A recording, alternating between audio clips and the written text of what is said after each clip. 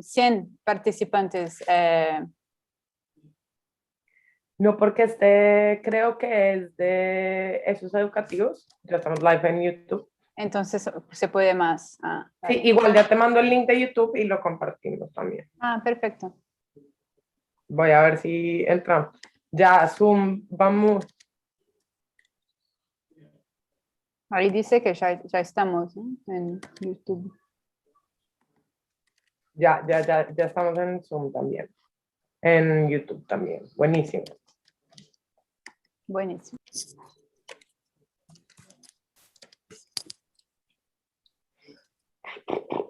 Esto estuvo rapidísimo, yo sentí que iba a ser súper miedoso. Yo siempre tengo miedo a todas estas cosas tecnológicas.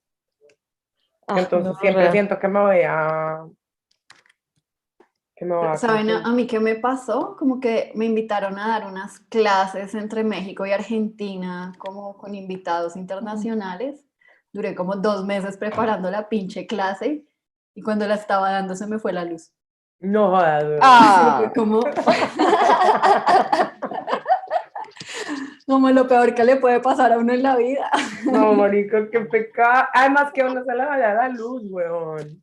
Total, y fue como en el celular. Sí, porque nada que hacer, o sea, absolutamente nada. No es como, ay, el internet del vecino. No, fue como, pues nada, o sea, ya igual ya iba terminando, pero fue como el cierre, así como ¡pah! Chao. Sí, y como esa cosa que nadie sabe qué pasó, dónde está. Qué fuerte. Entonces, todo bien. Yo ayer a mí me metieron ayer a un consejo como de la universidad, de profesores y de alumnos, y como todo el mundo como para ver cómo está la universidad en el corona, y yo era nueva, y se estaban presentando y había una profesora muy mamacita, y yo estaba chateando con una persona en privado, y se me mandó en público, Susan is hot, con el director de la universidad. No, qué bola. Y la gente hizo así como... Y mi profesora, como Mariana, tú siempre con tus cosas, y yo, ups, la cagué, muy denso. Muy denso. Qué ochis. A ver, vamos. ¿Y ustedes cómo están? ¿Cómo está Bogotá? En paro. ¿Siguen? Sí, pues no está tan pesado como en Cali. Es que en Cali... En Cali no paran, weón, que me parece importante. No, pero es que, bebé, es que en Cali está, o sea, una gonorrea de chimba y de paila al mismo tiempo, porque en Cali lo que están haciendo, o sea, yo leí hace poquito como detalladamente lo que están haciendo es que tienen como unos bloqueos en la ciudad para que no entren y salgan cosas del sur de Colombia, o sea, no está entrando la mercancía de Buenaventura. Lo único que dejan pasar son medicamentos, son medicamentos y alimentos. Entonces, sí, todo. Y los chicos que son como esos puntos como de la Luna, Siloé, la Univalle, lo que están haciendo es que son los que tienen los retenes y se turnan, entonces hay 24 horas, siempre hay alguien en el retén, no dejan pasar camiones de la policía, o sea, no dejan pasar nada, y por eso es que los tienen tan azotados, porque siempre están en un mismo punto, y pues por los de por las noches son los que están más jodidos.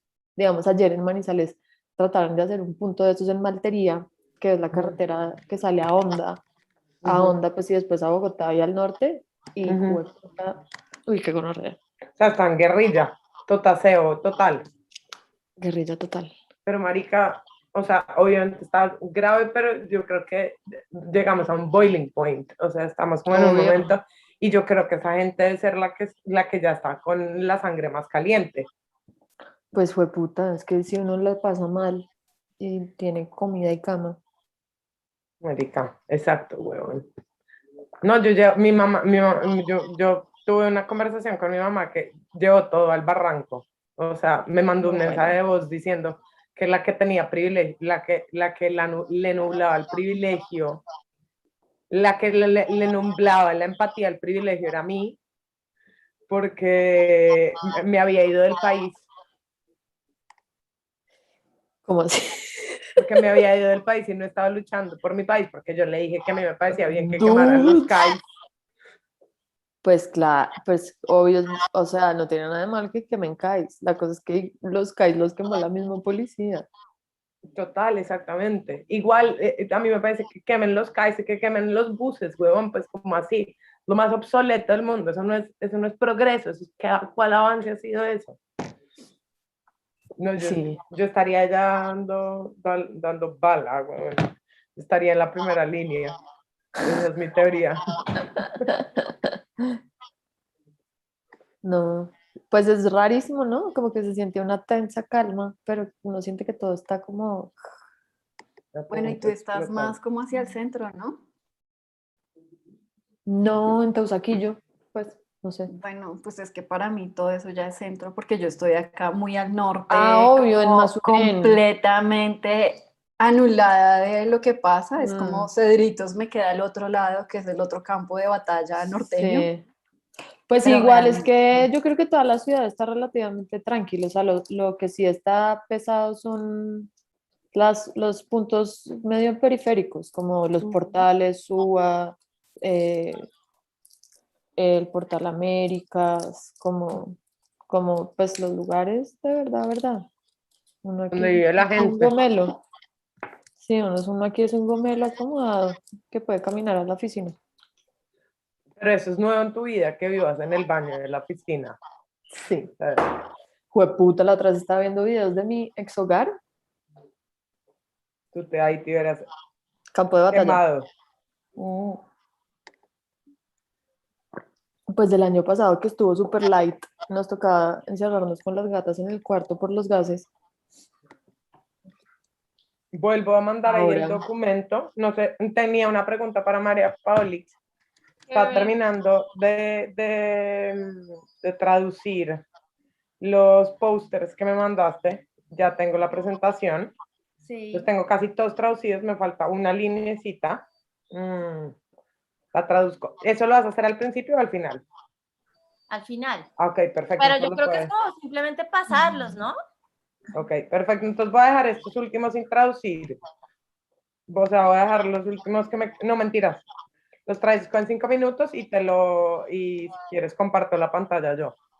Por si no lo puedes Yo creo bajar. que ahí, es decir, esa última parte de los carteles pensé como que la iban a introducir ustedes, porque no, esa parte tengo todo preparado menos esa parte. Es decir, si pueden decir cómo esos son los carteles que se han venido estado haciendo aquí en Colombia. Pues en una semana se ha hecho demasiado. O sea, todo el mundo que está haciendo impresión Y eso que está solo hay entregado. algunos, ¿no?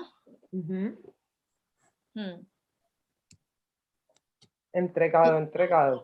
Y una pregunta, yo en algún momento creo que comprendí mal, o no sé, que serían 20 minutos para la presentación y ahí esa semana María Paola me actualizó que son 10. Yo intenté reducir todo lo que había preparado y ojalá haga en 10 minutos, pero quizá pase un poquito, no sé si sería un problema. No, para No, nada. para nada. Eran 15 minutos más o menos. Nos quedamos ahí como... Dale. Ah, no, en 15 seguro que termino. Quizá pase un poquito de 10 porque yo intenté reducir, pero hay siempre, no sé, con inglés no sé cómo va a pasar el tiempo. De pronto vas más rápido. Lo otro es, vamos a empezar. Primero presenta Val, luego presenta Zuli, luego presenta Ana. Perfecto. ¿Estamos así bien? Y luego las preguntas van igual. Perfecto. Val, Zuli, Ana. Perfecto. ¿Listo? Tú vas a hacer las preguntas, ¿cierto? Sí, o ustedes, no sé. No. Yo creía que tú, entonces Sí, estamos... yo acá las tengo anotadas. Muchas veces voy a Entonces, leer porque es que también no, yo no puedo articular todo eso así nomás de memoria. tranquila. Perfecto. Ay, bueno, ahí estamos. Si quieren mandar el link de YouTube a gente, también se pueden meter por ahí. Ah, uno se puede meter por el YouTube. Sí, yo acabo de compartir en Instagram de Tijuana, en YouTube.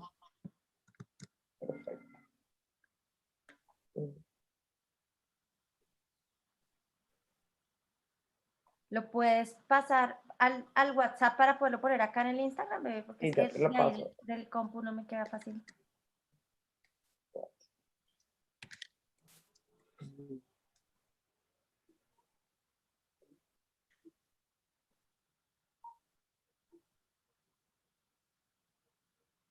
Ya se lo copio.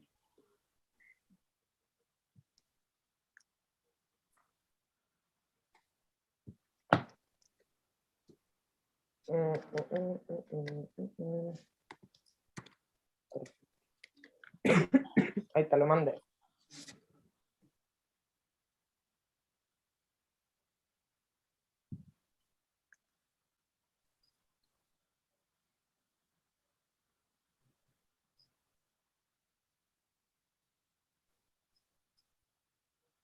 ¿Y qué es lo que está haciendo Calypso ahorita con esa página web? Siento como un archivo digital. Buenísimo.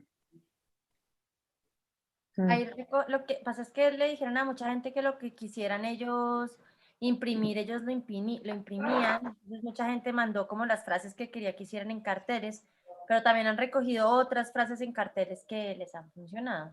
Creo que es eso, ¿no, Val?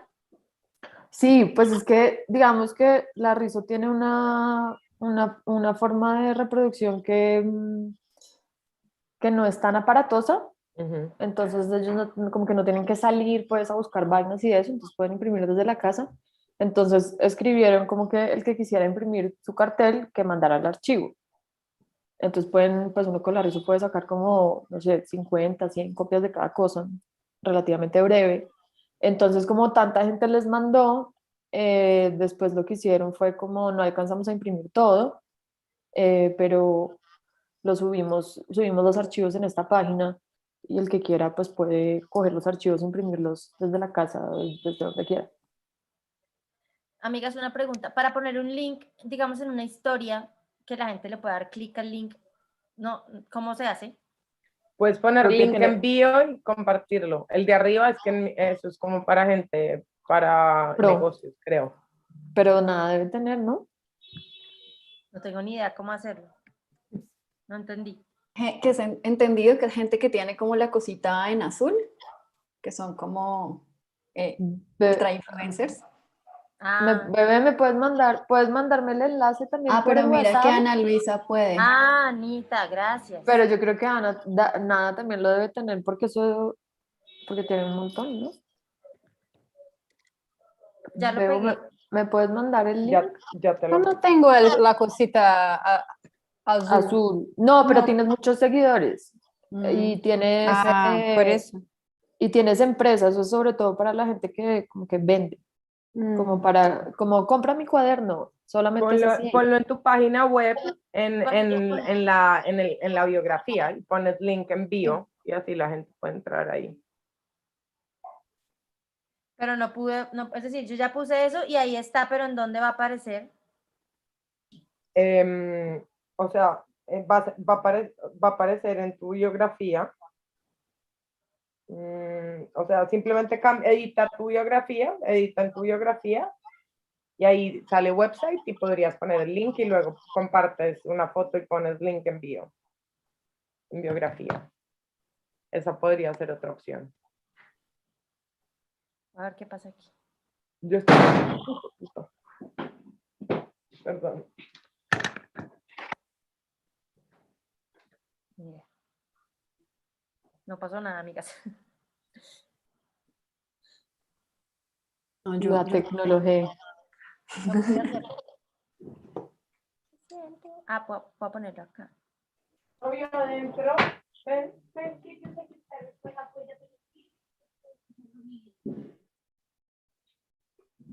Esto lo calientito.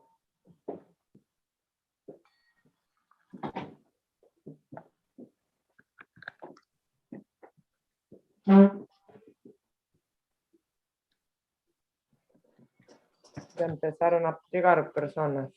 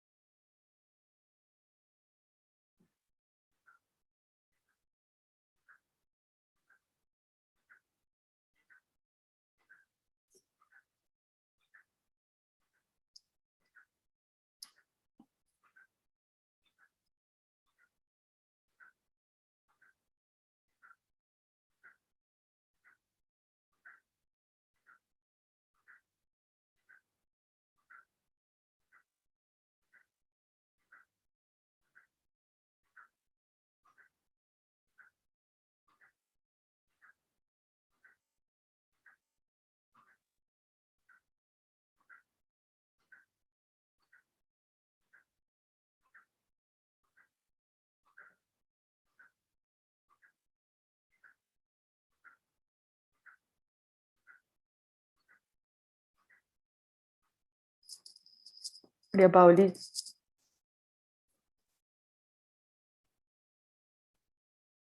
¿tú pusiste el enlace en nada?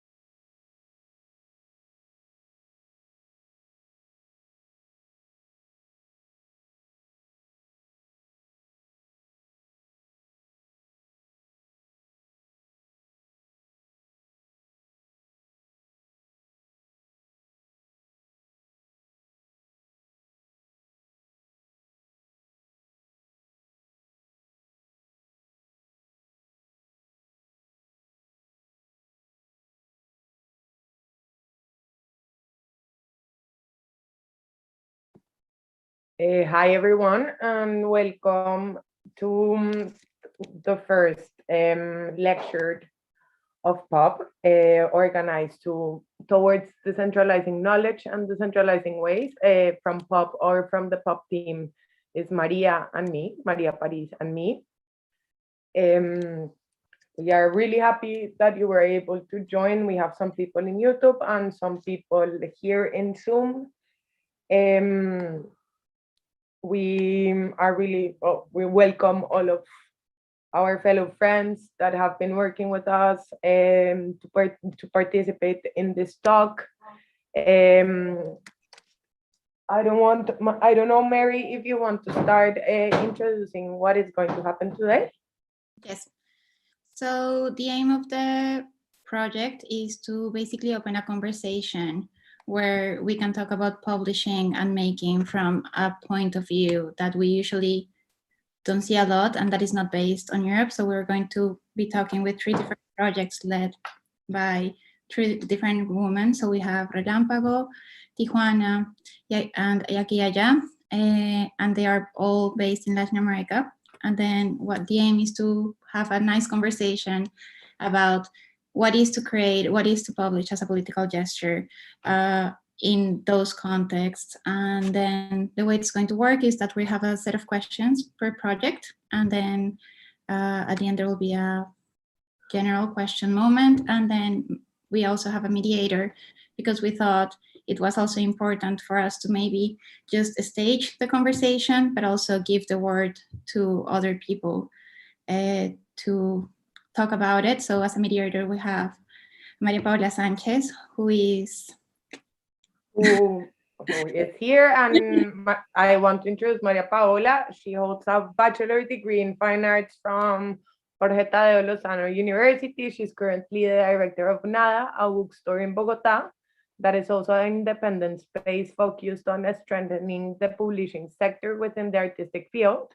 She's the editor of Hambre Libros and Salvaje, Nada's publishing house, and she's the author of the book El Hielo de Otros, published in alliance with her 2 publishing houses.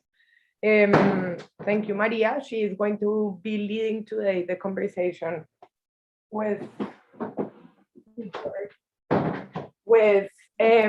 Relámpago, Feria Tijuana, and Aquí Allá.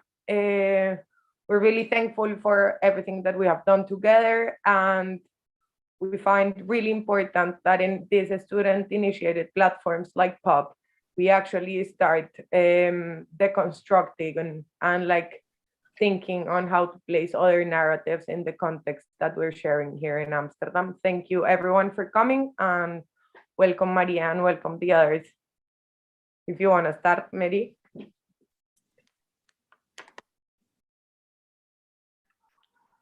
Estás muteada. Yeah. Thank you, all of you. Okay, we're going to start. I'm going to share my screen.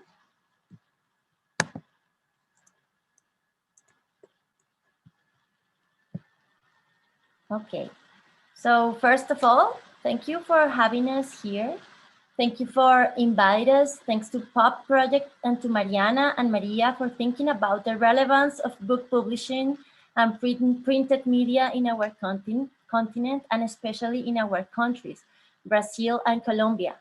This is just a small preview, but a very important one, of the huge and diverse offer of independent publishing in Latin America. First of all, we all want to apologize in advance.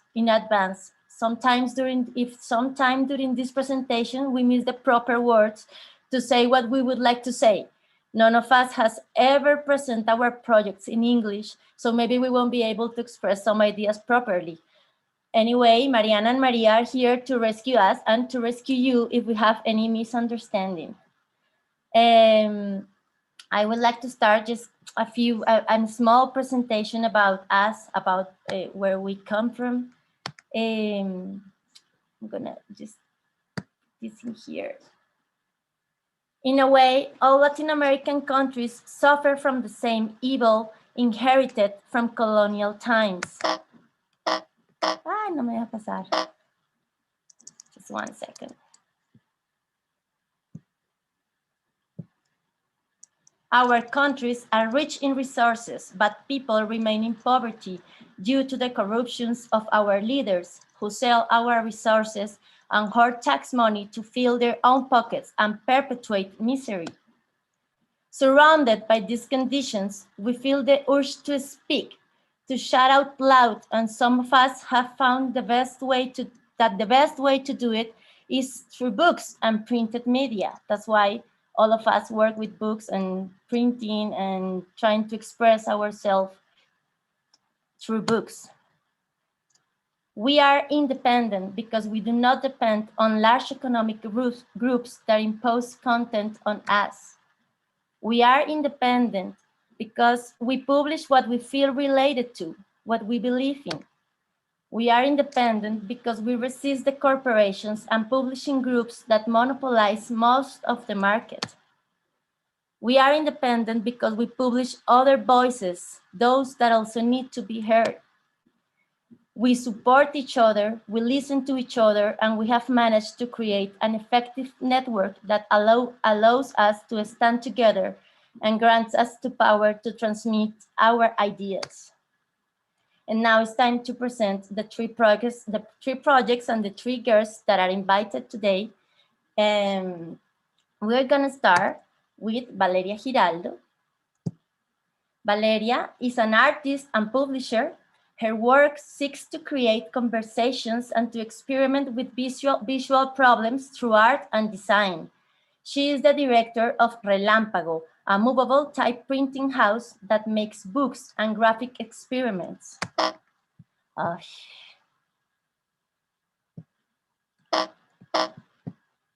Next, Sully Sotelo. Aquí y allá, that means here and there. Sully is an artist and a photography specialist. Her work alternates between teaching and managing projects related to the photographic image and photo books. Her aim is to promote the work of Colombian photographers through various digital platforms, educational programs, and printed publications. She has been a lecturer and exhibitor at various events and fairs related with photo book publishing in Colombia and Latin America. She currently manages and represents the project Aquí y Allá, a dynamic space for the circulation, teaching, promotion, and creation of work by national and international authors through publications, workshops, and tutorials. And Ana Luisa Fonseca, she's from Brazil. Ana is the coordinator of Tijuana, a printed art fair in Sao Paulo, created in 2009. This has given her the opportunity to work with various artists and publishers in each phase of the book publishing process. She's interested in creating books, getting to know the people behind independent publishers in Latin America, and experimenting with ways of organizing collective work. Okay, saying that, we would like to, now each of the projects is going to present what they do. We're gonna start with Valeria from Relámpago. So Valeria, now is your turn. Thank you. I'm going to share my screen.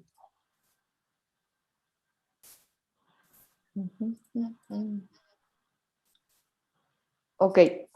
Relámpago is a project based in Bogota, Colombia. It started in 2018 and is a project about art and design, and graphic processes are throughout most of the things that we do. It's a space where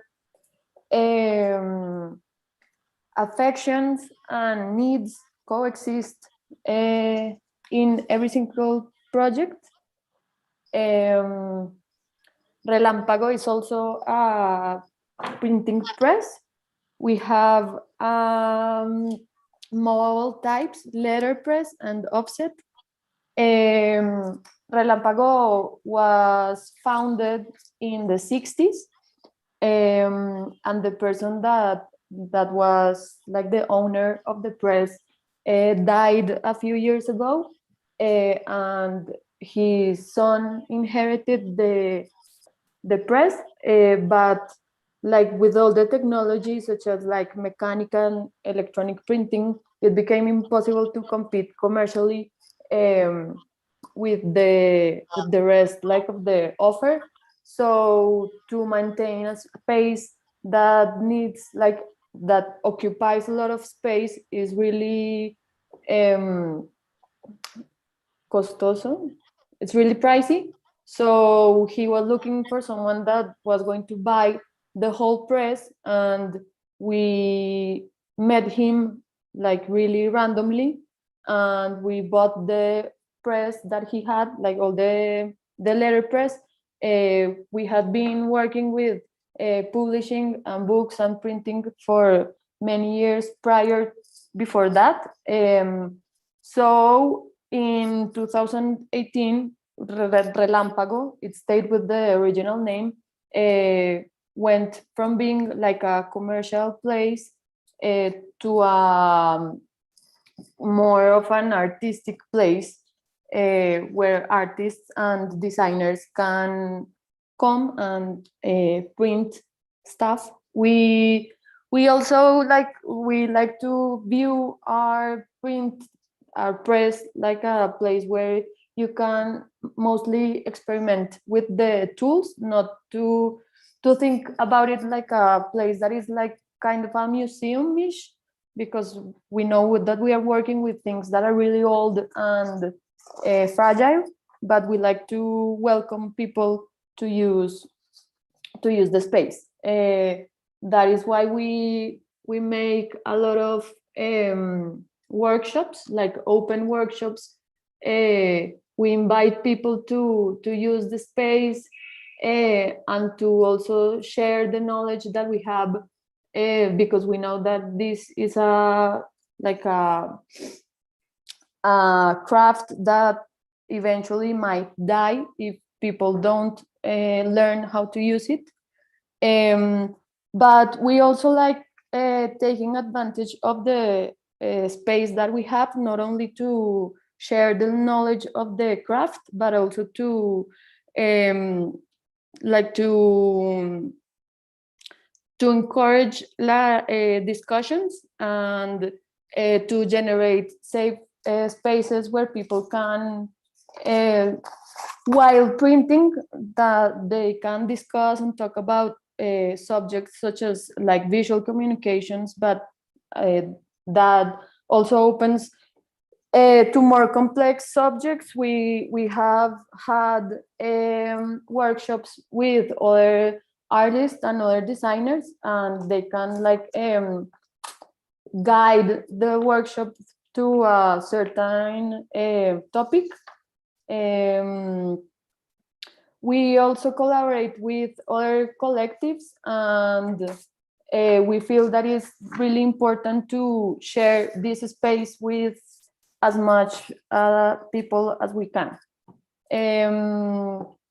We also we are aware of the history of printing and how reproduction has been a tool for social change. So we try to keep that aspect of printing also alive in the things that we do. The archive that we have of letterpress, it's mainly like big and medium format letters. So it's usually used to print posters. We have the archive of the posters that were made like during the 90s approximately, and they're of concerts, masses, funerals, political reunions, like every type of social gathering. And we know that this like the spirit of these posters are to communicate, and where they belong is in the streets. And although we are not like a commercial printing press, we do try to take the paper to the streets as much as we can. Throughout like the workshops, we also have like open and free workshops before the marches. We usually had them last year, like now because of the COVID situation, it's a little more difficult because the space is tiny, and so to have a lot of people in a small crowded space is not ideal. But we collaborate with other collectives, especially feminist collectives, helping them like with the communication and visual tools that they need to print the stuff that they need. And we also have like a collection of posters that are the ones that you are seeing right now that we give out for free during the marches, or people can come by to the house and ask for them. They're mostly about like, for example, abortion laws, feminism. There's also the one on the right to the top that says, "For all that unites us and against everything that divides us," that we started printing last year. And the one on the bottom left that says, "State steals, press lies, and police kills," which we have been handing for free during these past few weeks, that you should all by now know our country is going through a really delicate situation where police and state are killing people that are going out in the streets. We also have a residency program,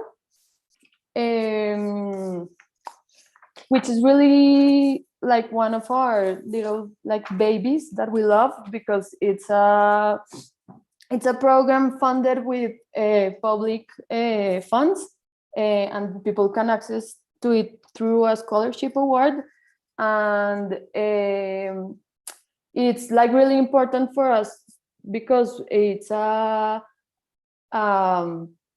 project that allows people to be using the print through a few months with like money to actually pay for all the paper that they want, to have a space that they can use. Last year we had two residents, the first two residents, which were two artists, two women artists, that are the projects that you are seeing right there. And this year we are also going to have another two. The scholarship, like no, the ¿cómo se dice? Bueno, it closed a few weeks ago, and we are waiting to see who the winners are. But it, especially being in our homes for so long because of the pandemic, having people back in the workshop has been really nice to see that there's still life out there. We also have a physical space, like we own a house, which we are really blessed because we know that many, like one of the biggest difficulties for cultural projects, not only in Colombia but worldwide, is to have the enough income to afford having a physical space, and we are really lucky to have it. And in this physical space we have exhibitions, we have talks, we have workshops, we also have parties. It's also a place where artists in residency can have like a place for their own. It's a really nice house. If you come to Bogota, you are really invited. There's also like all of the things that like I mentioned above are more like the things that we do from our hearts, like from a place of the affection. None of them really represent an income, like a economic income. So that is why we also have like this other place that comes out from necessity, that is graphic design. So we work with museums and different organizations and people that like doing graphic design, exhibition design, museographies, and printing service for others. We are a really small team. We are 3 people, so it's like a juggling exercise day to day. The graphic design is really challenging because when you come from an arts academy, you are like used to doing the things that you want. Even if you are working as a team, you're always like what leads you is something, I don't know, like a whim, but having to work with clients and with other people, it's a really big challenge, but it also like it's a way to also learn to see from other perspectives. We also have an editorial project of our own where we print the books that we like. There's not really a specific like editorial line. We just kind of go with whatever thing we want to do. We mainly work with Latin American artists and designers. The things that we print might be like super simple or really complex in terms of like production. We like to mix a lot of different media, and we like to be really aware that what we print is not only like a message but like a content, but because of it being printed on physical paper, it's also like a way of like it adds an additional message when things exist in a physical realm, when in a world where everything is so fast and digital and everything like comes and goes really easily. And finally, another thing that we do and that we love doing are organizing fairs and curating fairs. We have had the opportunity to curate Art Ball's fair a couple of times. Art Ball is like the big art fair here in Bogota, and we see these spaces as really important ones because it's a way of like generating a community, a gathering. It's kind of like inviting your friends to a party, and their friends invite more friends, and then you start like having many friends around the world with this like similar interest. We also try to think about art or like contemporary art as a way of spying, like a bridge that you can go through to get to other universes, like to explore many different disciplines, crafts, ways of seeing. Like you can get through the cracks and like view things from a different perspective. So we also like try to, when we do these fairs or these events, we try to cross publishing with other ways of creating. So we have had it like with music, for example. If you think about music, the way of creating or materializing music is a really similar way to making a book. You have image, you have text, you have production, you have a limited budget, you have distribution. So we did a project where we invited, we tried to mix up things by thinking about artists that make music and musicians that write, or artists that make album covers and musicians that have radio shows. And it was really interesting to see all the parallels between these two worlds, and it also like generated a bigger chain, I don't know how to say, like to make a community even bigger, because sometimes you get like so rolled up in what you have close to you that you don't look around, and many other people are trying to do similar things and you can support each other. And last year we were going to have another fair about what you consume, like crossing publishing with food, or like consuming food or consuming media or everything that you like get inside your mind and your body. But we weren't able to do it because of COVID. So we ended up doing like a show, which was also really new to us, like to explore another medium, which was audiovisual and video. And we worked with a collective that uses performance and drag as a tool to question social paradigms. So it was and also a really interesting exercise to mix up like the publishing party with other communities that might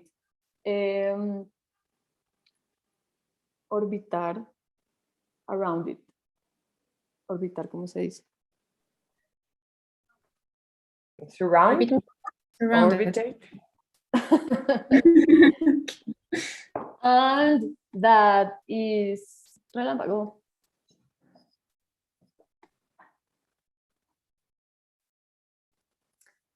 Yeah.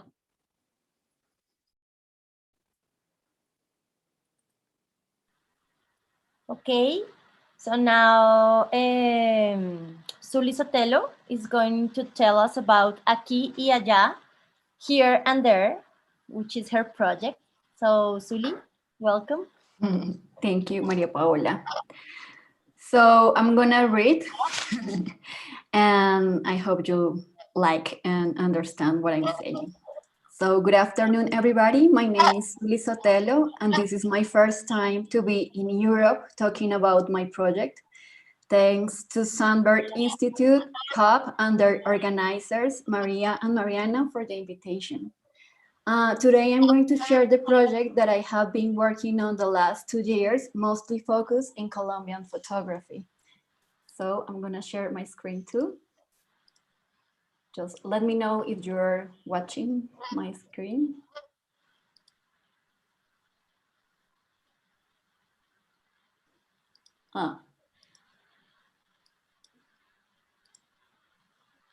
Okay. So Aquí y Allá is located in Bogota, Colombia, and means here and there. We are an organization, a platform, a parallel universe that goes from one place to another, promoting collaborative projects and dynamics around photography in Colombia, Latin America, and the rest of the world.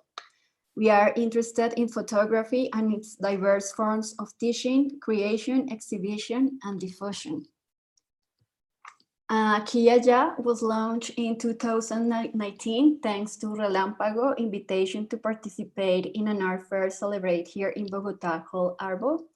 It was the first time for the fair and for Colombian authors to have a table full of Colombian photo books. You can see here some of the books we were offering, and all of them were self-published by the authors. We have also participated in a local fair at a gallery called Espacio El Dorado and had the opportunity to include some publications made by the students. So as you can see, we started as a distributor, but we were also working in our first publication. The book was called Extrañezas, and it's a collection of archival images from the family album of women who were unhappy with the way they had been portrayed. The book was designed by Taller Agosto and made with local materials, bound by hand, and with a printing run of only 60 copies. Because of our small budget, we decided to make the best we could, and this is the result. In 2020, we were planning to take the project further to get in touch with new public. That's why we applied to different international fairs. One was in Shanghai, the other one was in Australia, and the other in Singapore. We were also willing to be at Felicia, a book fair celebrated in Argentina. At that time, we didn't know if we were accepted, how we were going to cover all expenses. But as a Colombian grandmom said, God will provide. So how do you get books from South America to Australia or to a different country? Use your family and friends. In the picture, you can see my family at the airport heading to Australia with their bags full of books. If you have an opportunity like this, don't hesitate and take it. When the books and of course my family arrived to Melbourne, everything started to close and the lockdown began. What do? Keep your arms crossed and wait? No. We create and launch a Quillaya webpage. We interviewed some new talents. We create stories on Instagram about history of Colombian photography. We had a study group. We did our first virtual workshop called About Constellations and Photo Books with photographer Juan Orrantia and designer Eduardo Arias. And finally, in March of this year, we participated in our first international book fair at Singapore, literally halfway around the world.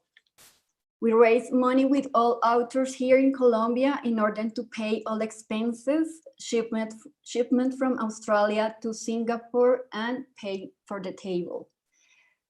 We were, as you can read, their first time having a Colombian exhibitor, and we sold 70% of that we sent.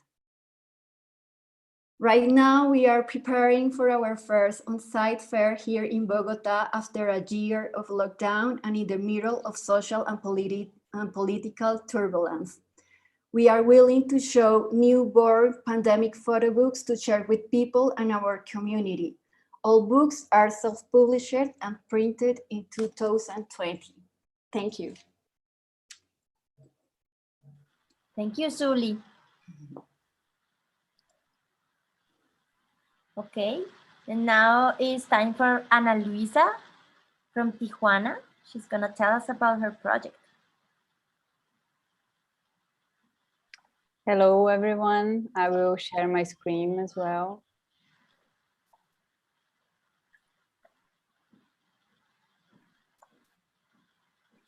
Can you see the presentation? Is everything okay? Mm-hmm. So, good morning, good afternoon, depending on where you are. And well, it's a pleasure to be here with you. First, I would like to thank to PUB and Sandberg Institute for inviting me to this event. I'm also very happy to talk beside Valeria and Zuli, which are projects that I really admire, and I'm happy to know a little bit more seeing your presentation. And I prepared the presentation of a story I have already told a few times. It's a story of a project that I have been coordinating for over 10 years now, and it's called Tijuana. And for me to prepare this presentation about Tijuana was a great chance to take a fresh look at this trajectory. From 2018, Tijuana started to operate fully independently, and after that, the attitude towards the circuit changed. The project became more committed to social and cultural transformations that we would like to see happening. So this invitation gave me a very good exercise, a new way of looking at what Tijuana became. And I will start telling a little bit how Tijuana was created. Tijuana started in 2007 as a project room of Galeria Vermelho in São Paulo. Vermelho is a commercial gallery for contemporary art. So Tijuana was very lucky to be inside this place where we had funds to create and to expand. At the time, Tijuana was exhibition space to show works, especially artist books, among other formats that didn't fit smoothly into traditional spaces like the White Cube. And in 2009, Tijuana and CNAI, the National Center of Editions and Printed Art from France, held an event called Salon Light, Flowers and Books. It was a fair, independent publishing fair. It was organized in São Paulo in Vermelho Gallery. And at the time, CNAI had already produced 5 editions of Salon Light in Paris. So it helped Tijuana to produce its first fair. There you can see the invitation for that fair with the programming that included concerts, workshops, book presentations. And since then, Tijuana has organized the Tijuana Printed Art Fair every year. And with each edition, we intensified our search for Latin America and independent publishers. Until 2012, Tijuana occupied Galeria Vermelho with the fair. And the following year, after 2012, 2013, we moved to Casa do Povo, also in São Paulo. Casa do Povo is a cultural center that revisits and reinvents notions of culture, community, and memory. So in the late 2000s, Casa do Povo began a renovation project, returned to the city's cultural scene, and has established itself as one of the few spaces that develop, host, and encourage artistic practices focused on process, experimentation, and transdisciplinarity. It was in this process of renewal that Casa do Povo and Tijuana crossed paths. Tijuana already with a volume of applications that was greater than the number of participants needed to expand. Casa do Povo, returning to the city's art scene, needed programming. So Tijuana tripled the number of participants and consequently also multiplied the number of visitors. And the partnership with Casa do Povo continues until today. And besides hosting Tijuana, the people who run Casa do Povo today are also part of the team that thinks and organizes the fair. In the last 2 years, so since 2000, well, the last 2 years from that we made the fair, because last year we didn't made it. So from 2018 on, Tijuana also embraced the urgency of representation among participants and visitors to the fair. To that end, with my ex-partner collaboration, my Teclavô, who was also Tijuana's manager at the time with me, we invited to collaborate in the fair's organization, the collective called AEA-NFDC, which is formed by Black artists and fights against the hegemonic art circuit for Black artists' visibility.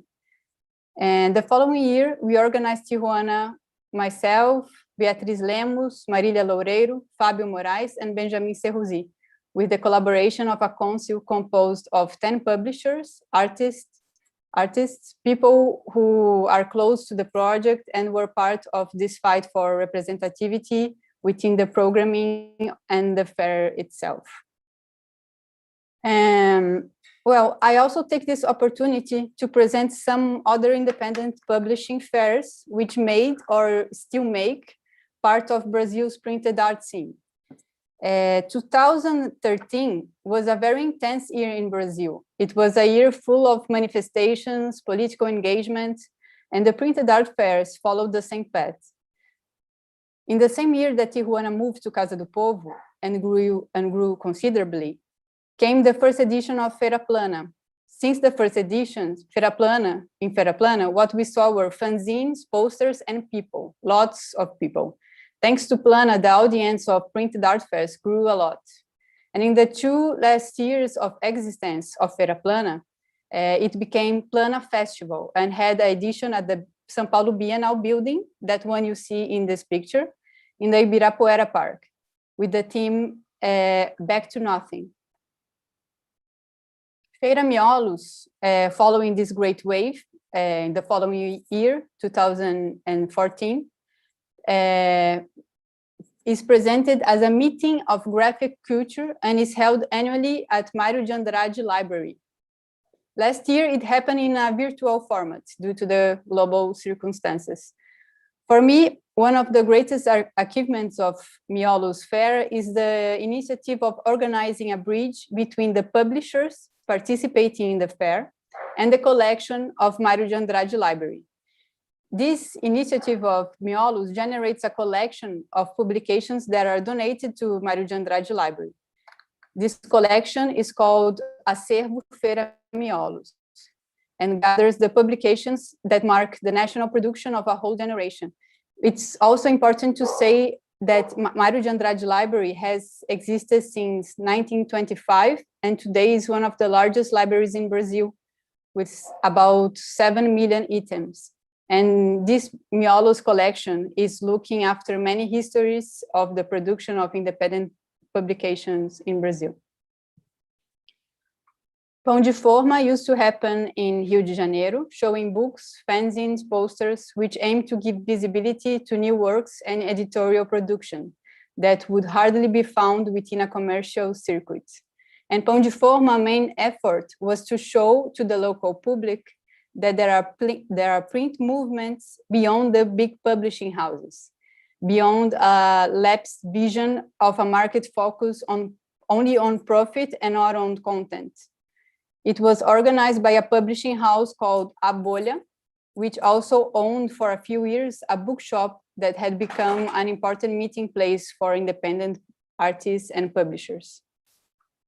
And last, Feira Flamboyant, leaving the Southeast region, as this meeting proposes getting out of the center.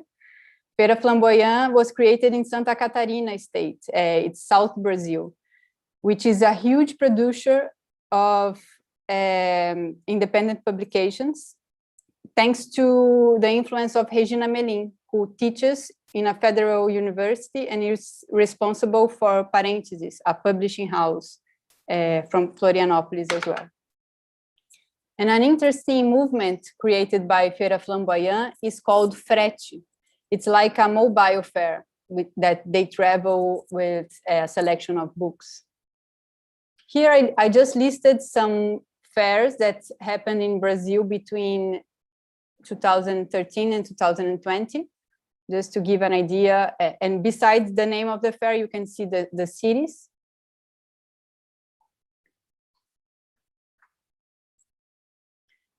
And Tijuana, from 2016 to 2019, also was held annually in the cities of Lima, Buenos Aires, and Rio de Janeiro.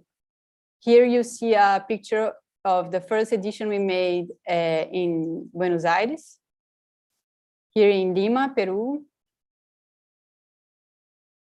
Buenos Aires again, this time inside Buenos Aires Photo, a fair, gallery fair specific for photography. And here in Parque Lage, actually where we still hoped we will make other editions again, where this is the Parque Lage Visual Art School.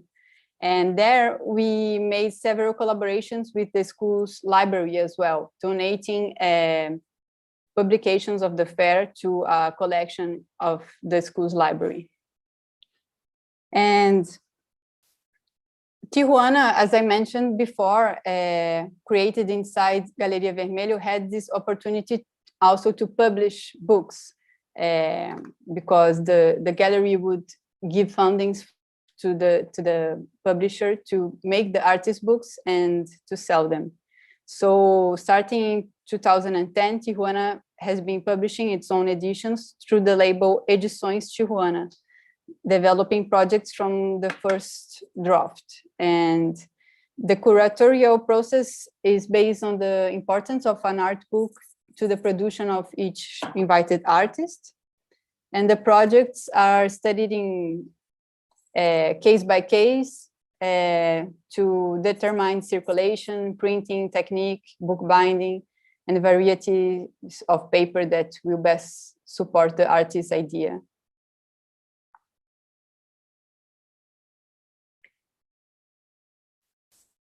Well, and back to 2013, this is a story of how Tijuana also got out of the gallery. This is the newsstand that Tijuana, a few years after being inside the gallery, got its own space.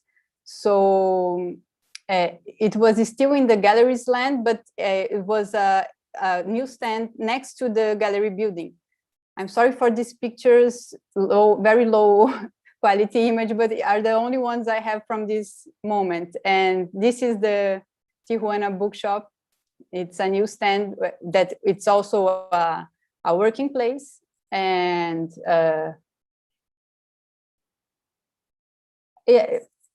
although it's still in the gallery's land, it was very important for Tijuana's autonomy to create this workspace and its own programming. And a more recent project from 2020, facing the situation in which we could not make a crowded room like a publishing fair possible. So instead of that, Tijuana began a project in partnership with Parentheses platform and with Tania Baldwin, a friend and independent curator. And our project is called Reading and Translation Groups on Independent Editorial Work. And we propose virtual meetings in which texts in Portuguese, English, and Spanish are the basis for debates on what, how, and why to publish. We start with an open call for each group. Registration to join the groups is free and open to all levels of Portuguese, English, and Spanish. The exercise of collective reading extends to a collaborative translation of these texts, and the selection of this text was made thinking about texts that bring the essence of the act of publishing independently. I will stop sharing this screen just to share another one with you, which is, sorry, just 1 minute, let me open here. Now. This is the project website. And here it's explaining a little bit about the project, what I just told you. And here you can see the publications. It's still a simulation because they are not ready yet. And the first text we translated was a text by Fábio Moraes. In Portuguese, it's called Sabão. So we translated to English, and now it's called Soap. And the text is a kind of manifesto of independent publishing in Brazil, written from a historical perspective on editorial practice in Brazil. And here in this website, you have the possibility to read the text online like this. You have the PDF, or you can use this other PDF, which is the screen version. No, sorry, the print version. And here you can print your own book in your house. It has an instruction here of how you should print it, but it, of course, is just a suggestion. And I'm not sure if this text was shared, but well, I'm suspected to say, but I really recommend. I love Fabio Moraes' work, and this text for sure, it's a work by Fabio, and it's for free. It's in the website. You can find it here. I will send the link in our chat if you like. And I'm lost. I don't know how to get out of here. Ok. Interromper compartilhamento.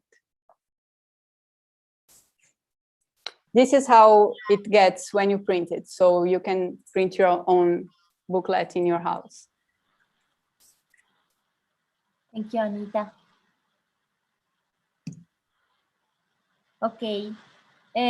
So now that we know all of the projects and we have talked about them, we would like to ask some specific questions to each of the projects to just know a little bit deeply about what they do. So we're going to start with Valeria. So we would like to ask you, could you tell us about the experience of using a mostly analog process in digital times? Estás muteada.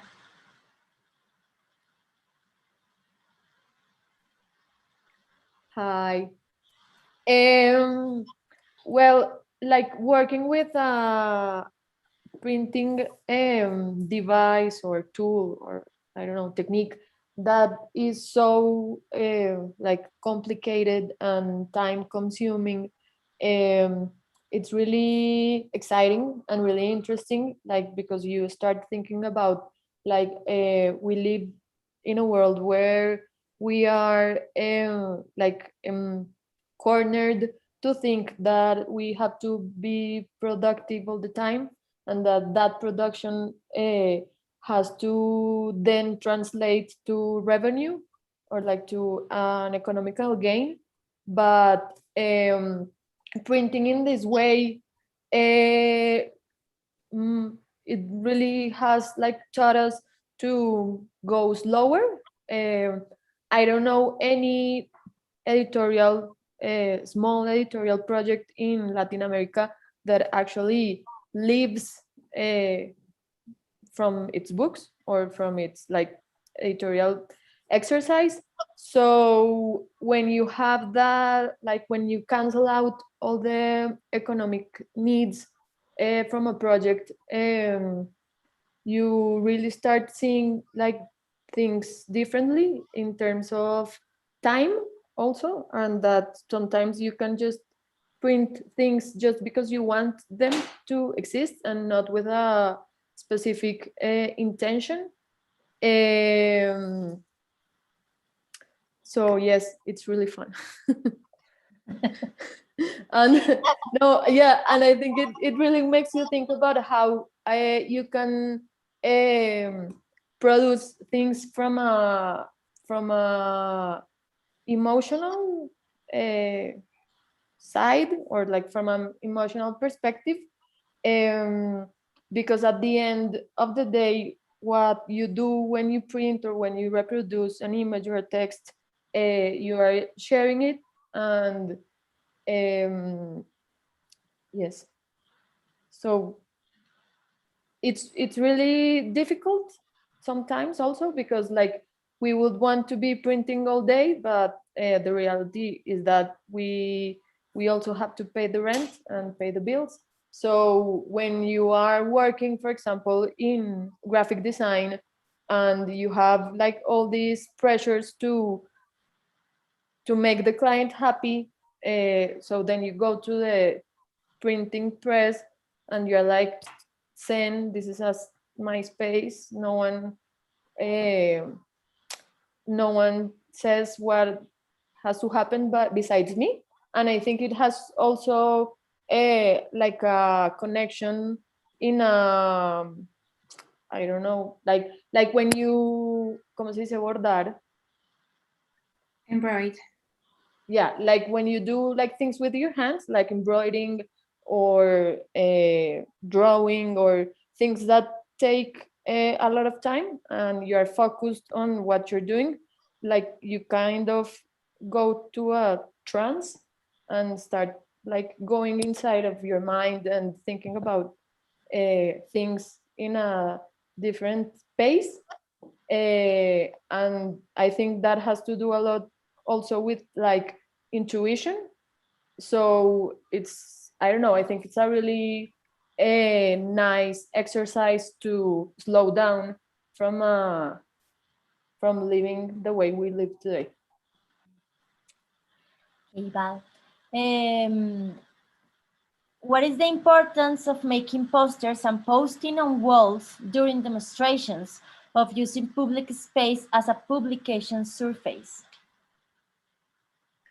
Well, at the end of the day, like we all have something to communicate and to tell. And sometimes when you are in a place or in a situation like the one that we are right now, like to take like most perfect example, like I think like the first reaction is to paralyze, like you don't know what to do. You think like I need to help, but I don't know how to help, and like you enter in a state of like fear, and I don't know, like half of your brain is paralyzed because you don't know how to react to these situations. So what we think or what we try to do is like to do the things we can from with the tools that we have. And the tool that we have is a press, is a printing press. So we try to like put our little grano Grain, little help. Yeah, we try to do a little help from the little corner that we are in the world. Like not, I think that sometimes that feeling of being paralyzed comes from a sense that you have to do like super huge things to change your surroundings. But it starts with small steps, I think. And if we have a tool that is printing, so I think we are responsible of using it for what we believe. And it's, I don't know, yes, that. And it has been really successful. I mean, all the posters you have made, they are really like, we have it in our place in Nada, and the first day we got the posters, a lot of people went to get theirs. I mean, they went for the posters, and I'm sure they're going out with the poster to the streets, or they put it in their window, or I don't know. Yes. It's like everybody wants to do something or wants to say something, and you also help us to say something that maybe Yes, scream out loud. No one will hear us, but if everybody can read it, maybe it's a way to do it. No. yes, So I think that in a way, like in a way, that feeling is like we have so many thoughts and we have so many feelings that sometimes we think that we are the only ones feeling that. And when you see a reflection of what you're trying to say out loud materialized in some sort of way, it just like goes like a, yeah, like avalanche, like a flood, like it expands really fast. And in another way, we are also humans that live through symbols, and like sharing, like what you say, like putting things on the windows, for example, which a lot of people do. It's also a way of building that community, even if you're not physically linked to each other, but saying like I support you. Like for example, the green or the purple scarf or the whatever sign or pin that you wear. It's a symbol that I think a lot of people react to in these circumstances, to kind of say you are not alone, like I feel you. sí. Okay, Val. And also, why is it relevant to transmit the craft of printing through workshops and to promote the potential of this technology as a communication tool? Okay. Like the most obvious answer is that it's like a really complicated, not super complicated, but you have to have experience to use it. So if no one uses it, it becomes irrelevant, and it becomes what happened here in many printing presses, is that these tools become basically garbage because they don't know what to do with them. So like that, it's like a one main reason. Another is that, as I said, like in the presentation, for us is really important that Relámpago is a place that people are coming and going. Like that's a place that is being used. Like we don't see the purpose of having this super incredible thing if it's just like there doing nothing, because we don't have the time or the resources to be printing ourselves every single day. And lastly, for us, it has been like a really changing experience to do these workshops, because we feel that people really get like the guard down when they're in the space like printing, and you can like generate a lot of conversations. And in this safe space, for example, last year, I think, no, I don't know, some time ago, we had a lot of like open free workshops with girls, and some of them were part of a feminist collective.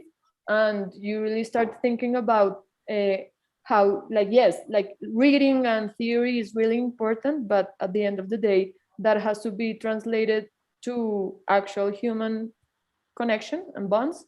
And these spaces allow for those bonds to happen without it being so intimidating, like, hi, I'm here to be your friend. Like that doesn't happen. So if you're like, if your head is doing something manual and you're just talking to people and realizing you have a lot of things in common, that is like something that we think is really important, and that we know that the tools that we have can create. So we try to make that as much as we can.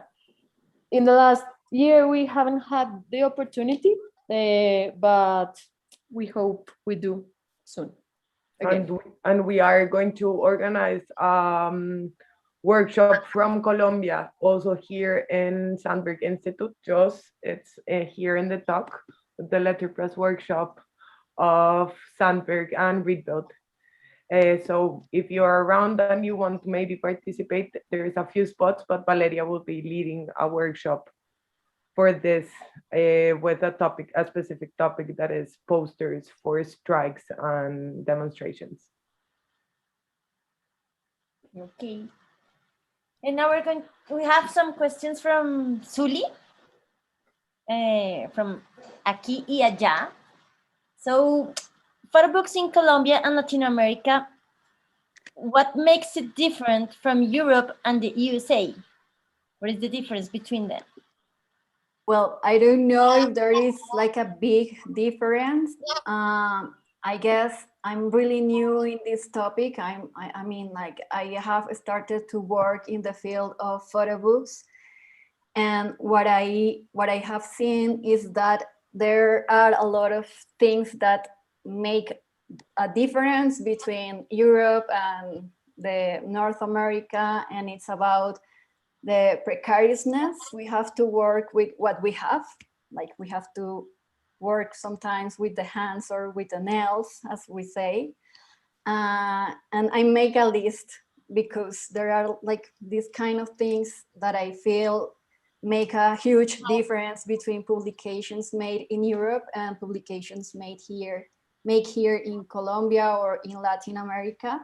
One of them is the context where we are, the materials that we can get, the quantity. Sometimes in Latin America, we prefer to make a small run of books because we don't have to keep them in our houses. The quality of the printing or of the materials or whatever, it makes like a huge difference. Also the sales and the distribution of the books. I think here we are making books, but what I have realized is that we don't buy books. So that's like a big difference. And I guess one of the biggest difference is that we are making books because we have like a motivation to be like seen and heard in other sides of the world. So that's like my perspective. But anyways, starting to sell. I mean, there's a lot of people who is now interested on photo books and this kind of things that we never seen before. But now that is happening, there's a lot of people who has the interest to go and get the books. And we have some clients, they go and they just ask for photo books, you know, and we don't have much as we would like to have. So it's really important to keep on pushing like people for, I mean, I don't know, first to the government to give all the grants for publishing, because I know it's expensive to publish photo books, but also it's nice that this public is growing and the interest is growing. So it's a really nice moment for you to start this project. Yeah. Okay. What Latin American photo books projects attracts your attention? Well, actually, there is one project here in Colombia. It was born in Manizales and is leading by a Colombian photographer called Santiago Escobar Jaramillo. He has been working in the photo books field for like a long time too. And what's interesting is that he creates his own like brand or his own publishing house in Manizales that is not like in the center or in the capital of the country. And he made like an arrangement with the printers. So the printers, they want to get to know more photographers. So they kind of publish for free. The first books they are doing are for free because they want to get into a big audience, and then like people can pay them back when they have like a name. There is also one important project in Mexico where I study photo books, and it's called Inframundo. Inframundo, it's an editorial of self-published photo books, and they started doing workshops. And after they realized they have a lot of books to do, so they started to make books in Mexico. Everything was just like handmade in Mexico, and then they got like, for the first publication, they got like 15 or 16 books, and they had the opportunity to make this new like a publishing house called Inframundo, and they have showed their work like in different fairs in Europe and also in the US. So that's another project that attracted my attention. And of course, I have been with them, so I have learned of them a lot of things. And I really, really love to help like individuals or photographers that are working by themselves. And I feel that I can help them to, I don't know, to contact them with designers, or where to print or where to sell, if they are going to launch their book, where they can do it. So I think the projects that are like only for the person that is making it, and it's like really alone. It's like a really lonely process. Like photographers, most of them like to work alone. So I like to, I don't know, like give them a hand and help them to make the book possible. So I don't know if it's from Latin America, but for at least in aquí y allá, that's my, yeah, my intention. Okay.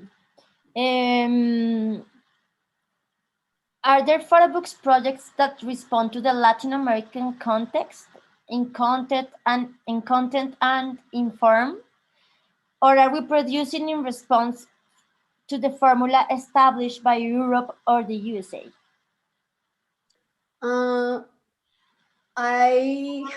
I guess most of the books made here in Latin America have this like feeling of being made here. Like we don't care if we don't have the last technology of making the best book, but I have met a lot of people that is working on this kind of giving our own voice, like Latin Americans. But I also found photographers working for the European or the USA formula, and it worked, of course. So some of them, they have really clear this in their mind, no? Like, I want to be in Europe, or I want to be seen in the US. So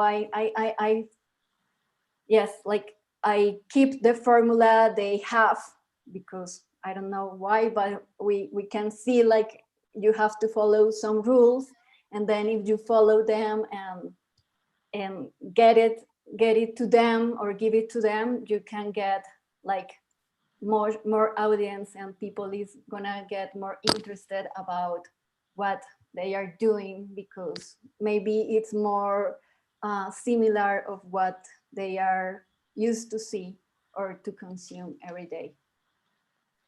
Talking about that, do you think there is a hierarchy of where we want to be seen first?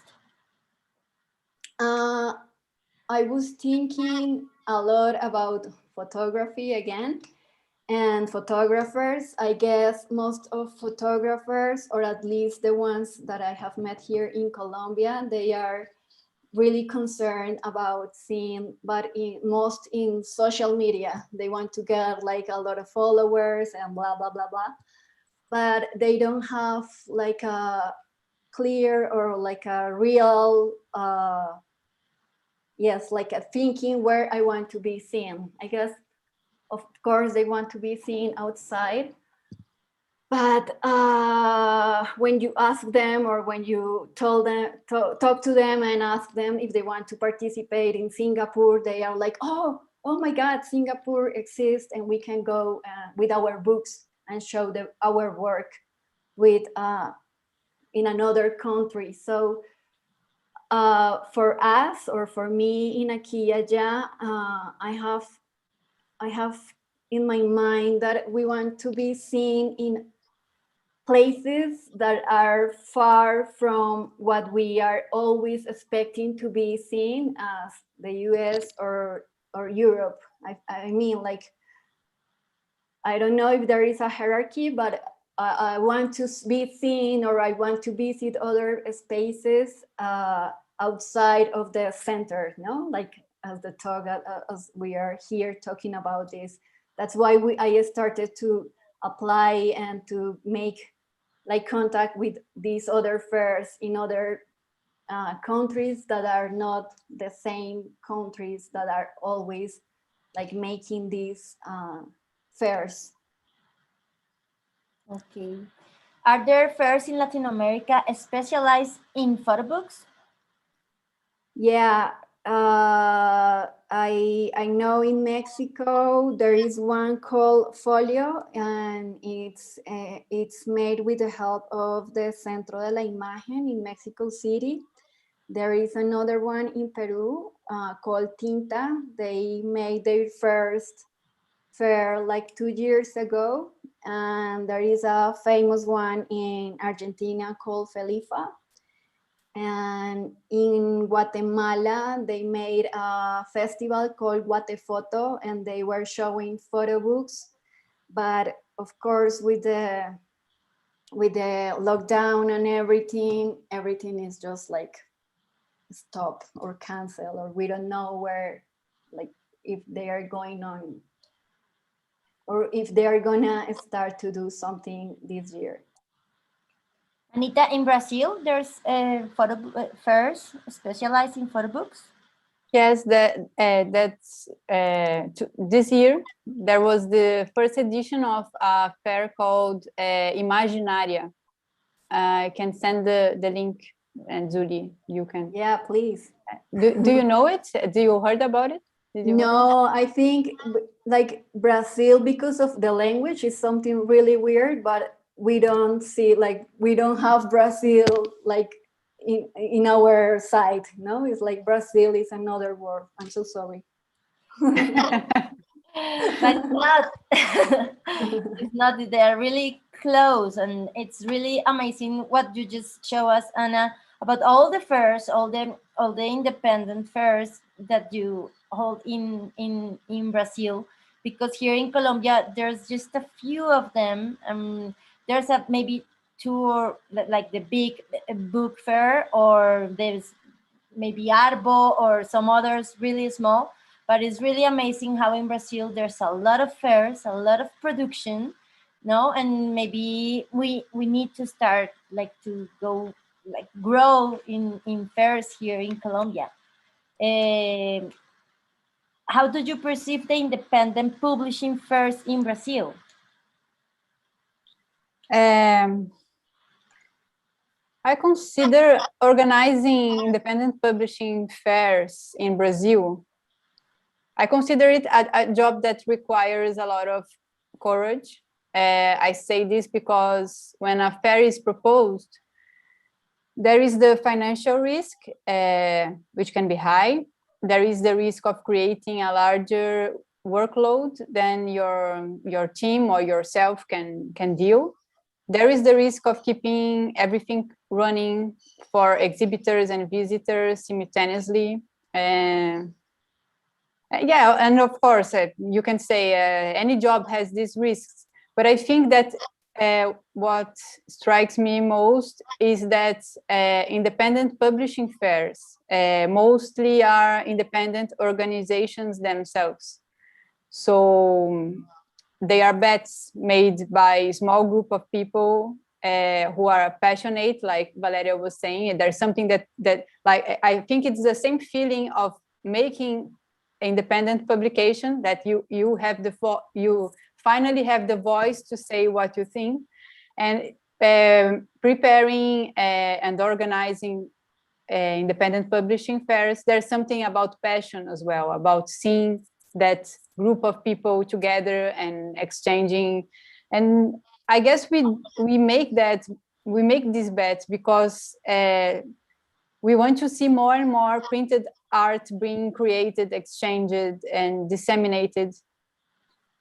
And during the pandemic, I was particularly impressed by Brazilian fairs such as Miolos and Flamboyant, which I showed earlier, which made these bets using virtual versions. And I was really impressed how each one created its own strategy to keep the circuit warm and make small publishers feel embraced by other publishers, by followers, readers.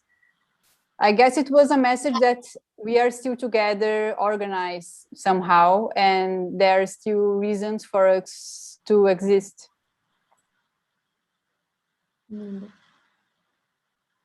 How state policies have affected the response to different fairs in Brazil? Yeah, well, talk about the state policies in Brazil nowadays is peculiar. Since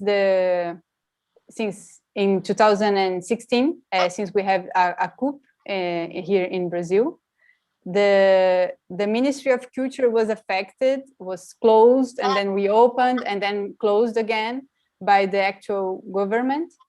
So since 2019, there's no Ministry of Culture. There's a special department, and I hope you understand my sarcasm when I say a special department, inside the Ministry of Tourism. That is to say, national state policies are in a deep crisis. There is still some local state policies, such as scholarships and grants offered by the city hall or from some local state government. Both fairs I mentioned that made the virtual versions, Miolos and Flamboyant, they realized that virtual versions through municipal grants from their city hall. So it's, well, as for Tijuana, we used to get the resources at the beginning, like I said, from the gallery. And when we started to work independently since 2008, we got the resources by a federal law that allowed selected projects we can ask for private companies for funding, and then the government discounts their investment made by these companies in cultural projects. So it's discounted by their taxes. Last year, we couldn't get any private company interested in this kind of support for a virtual version of the fair. And considering the economic crisis we are passing through, I guess it's going to be a hard time to get this kind of fundings. But in Brazil, as we are passing by, I think it's one of the most serious scenes of COVID nowadays. So I don't really have perspective of when I'm going to make fairs again, to being very sincere. So honestly, I'm not thinking a lot about of how I'm going to find fundings for the fair, because it's not a reality, it's far off. So for now, we are making this study groups with the reading and translation that I showed before, and also another group in collaboration with two other fairs in Latin America, Micro-Utopias from Uruguay and Paraguay from Argentina. These two, Paraguay and Micro-Utopias and Tijuana, organized last year Formas de la Idea. It was a study group about the creative process of publication, independent publications. What is the relevance of independent publishing fairs in our countries? The need to generate lobbying and efficient networks among the various projects. Yes, I guess independent publishing may be a possibility for Latin American countries to write their own history from new perspectives. It was really funny to receive this invitation from you to talk about getting out of the center, and I was just releasing Soap, the text by Fabio Moraes, which has everything to do with the theme, because Fabio Moraes writes in Soap that the circuit of publication, of independent publication that gain visibility at independent publishing fairs restarts the symbiotic relationship that Latin American conceptual art has with the graphic medium. So I understand what Moraes means when he writes that as an invitation to look deeply at Latin America's relationship with the graphic medium and ask ourselves how our cultures and art movements use printing mediums not only to express ideas, but ideals. There's also another passage in Soap, this text, that tells about radical movement here from Brazil called Inconfidência Baiana. And it was a movement led by local elites and free Black in Salvador City, free Black people, because it was just after the abolishment. And And this independence, this movement was for independence of Bahia, and it was as a strategy to speak out their speeches, their ideals for the movement. They printed many posters and pamphlets that was glued in frequent sites, but the populace was majority analphabetized. So the texts were being read out loud and passed from mouth to mouth, the content of the posters, because people couldn't read. They didn't know how to read. In Brazil at the time, that was in 1798. At that time, it was outlawed to print in Brazil. So it was considered a crime. It was not allowed to print. What we do today, it would be crime. And then I think this is a very symptomatic event to think about, and Moraes, Fabio Moraes really reinforced this in the text,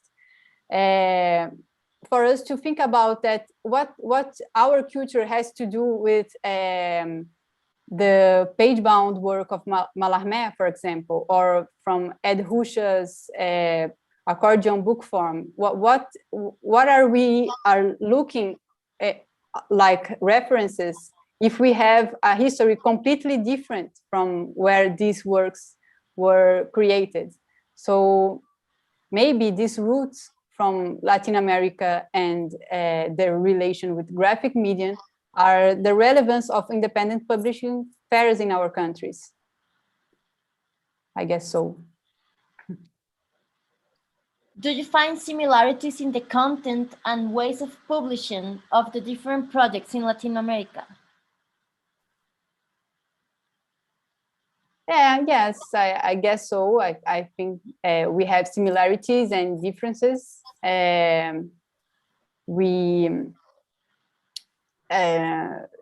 This story I just told, it's important to say, if I'm not wrong, I guess Brazil was the last country in Latin America to be allowed to print. So we have the younger printing history, and therefore it's also a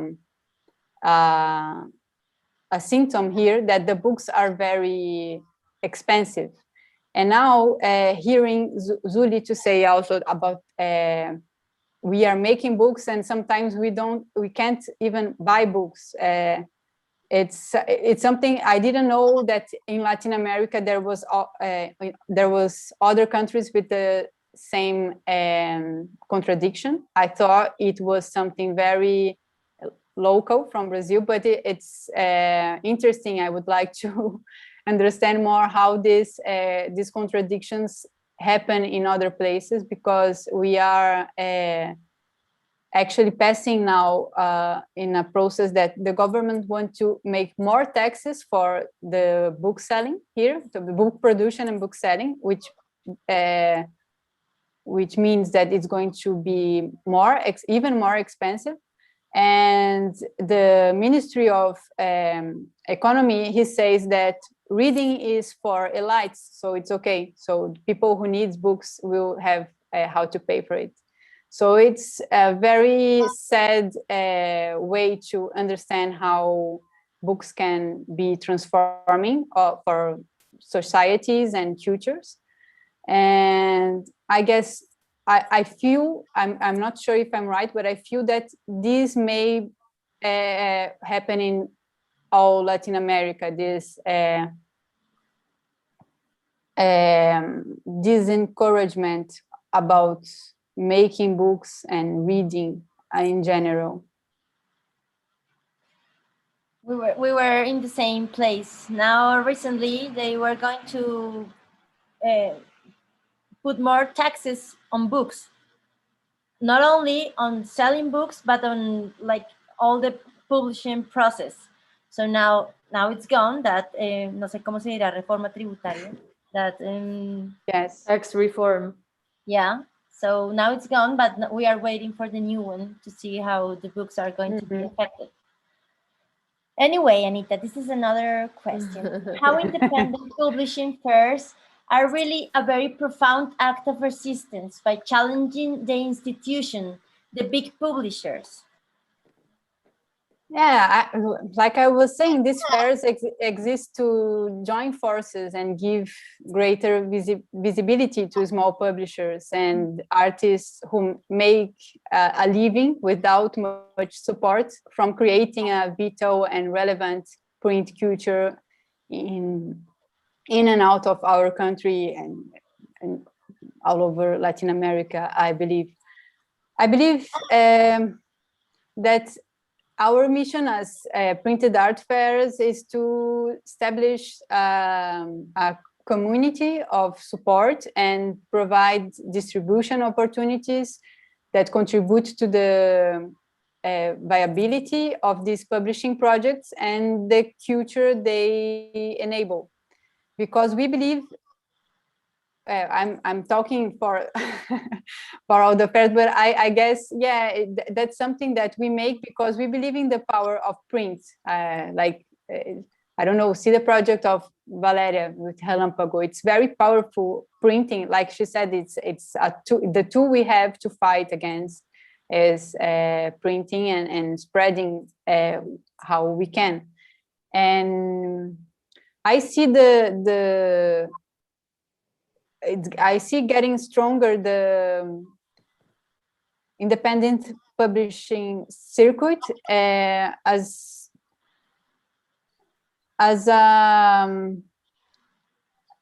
like a mean to ensure the circulation of these narratives and graphic experimentation as well that have always, I think this production has always been on the borders of traditional distribution structures. So the fight against also the big circuit making fairs and making independent publishers, I think it works like a contrast of what it's being made by big publishers and what they are not. These big publishers are not a reference. It's not that the small publishers want to be big publishers. We have something specific from our own, and I think this is much more strong than trying to expand to become a big publisher and work as them. It's something else, and for me this is the reason why I keep going. Okay, and what is your opinion about the term artist book developed by Fabio Moraes in the Soap Manifest? Yeah, it's kind of difficult to try to talk about something without giving it a name. Now, so we are used to creating names, categories, titles. We name everything. We have words for feelings. We have words to people. We have words we have to name concepts. Language demands names, and they are really useful. We can't deny. But in some cases, I guess this is the case of artist book, the term. I think we should not forget that the necessity of a name can create ordinary names as well. We would face them. We should face them as tools, as to discuss. We have to name it to create a dialogue about something.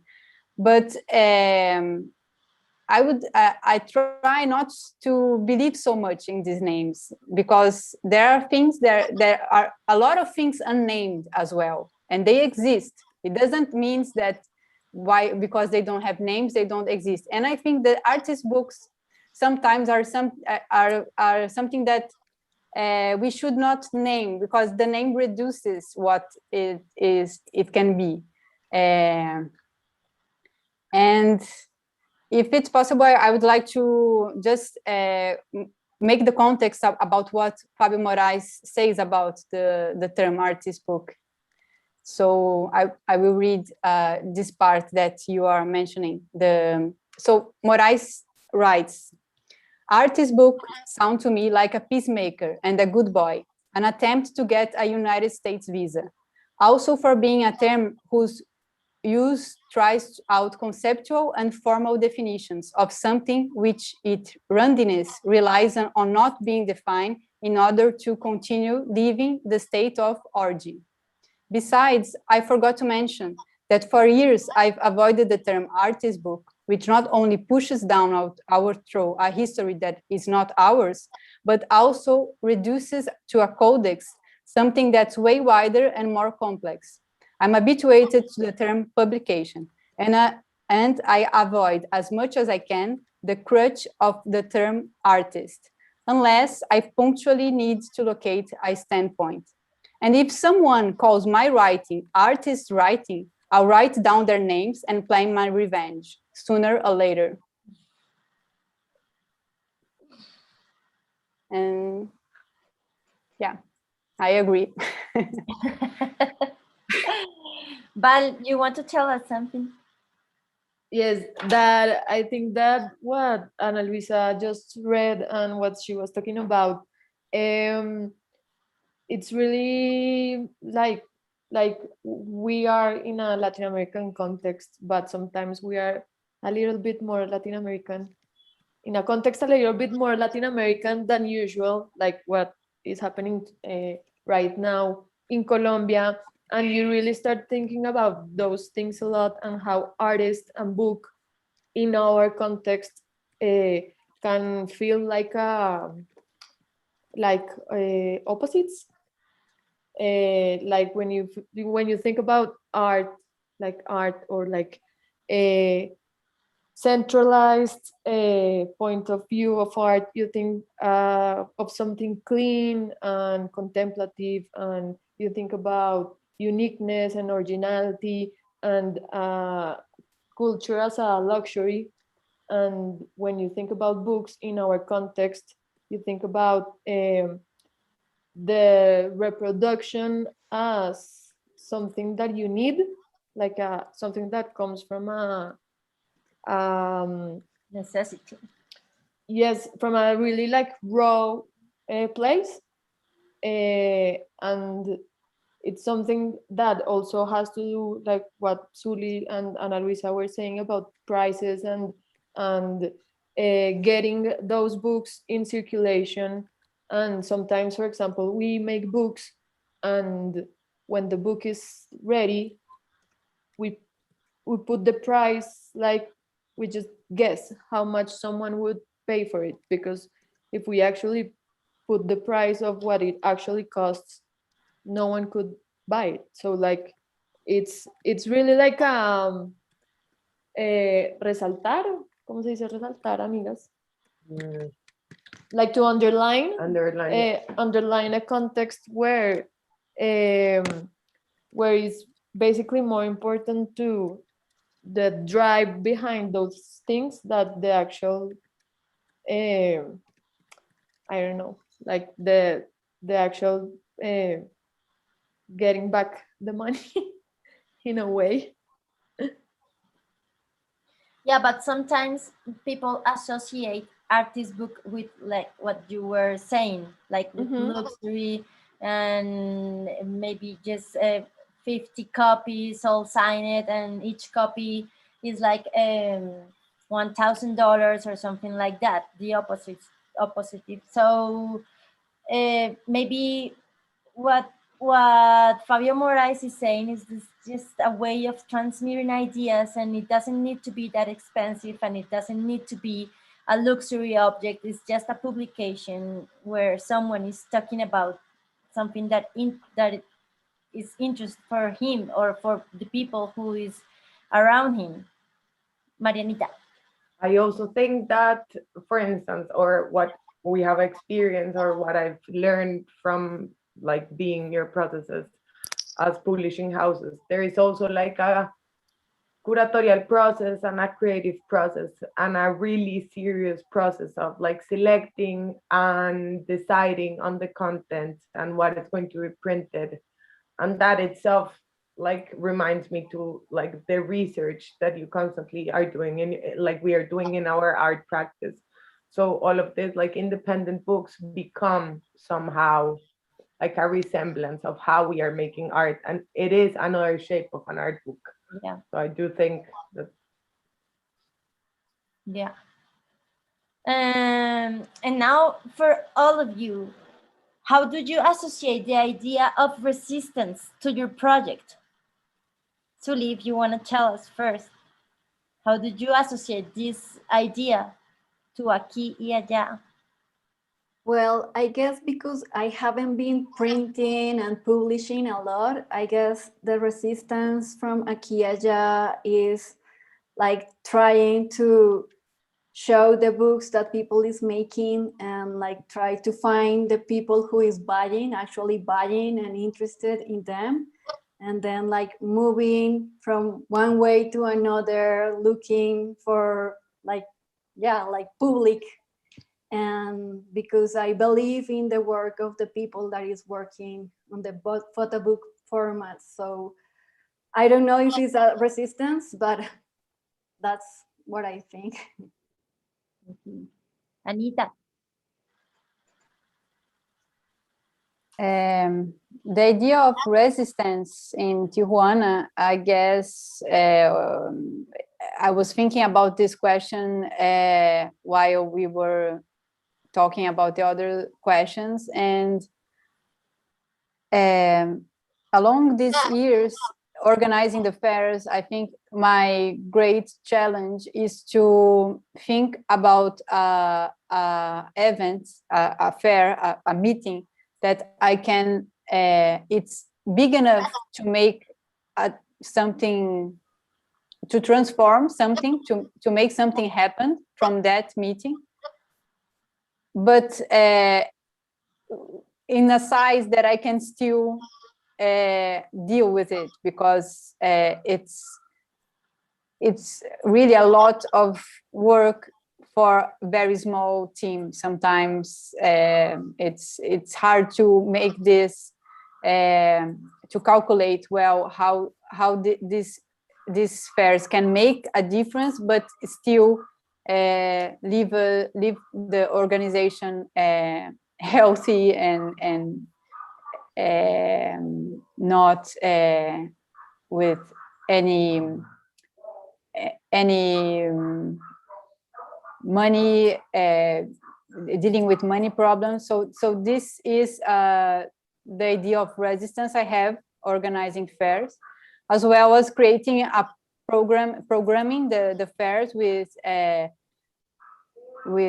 talks and book presentations that gives visibility to the participants, and especially in these last years, finding participants to make the difference in another sphere of not only for publishing independently, but to creating a society more diverse and with more visibility for small groups that are in some kind in a vulnerable position in our society.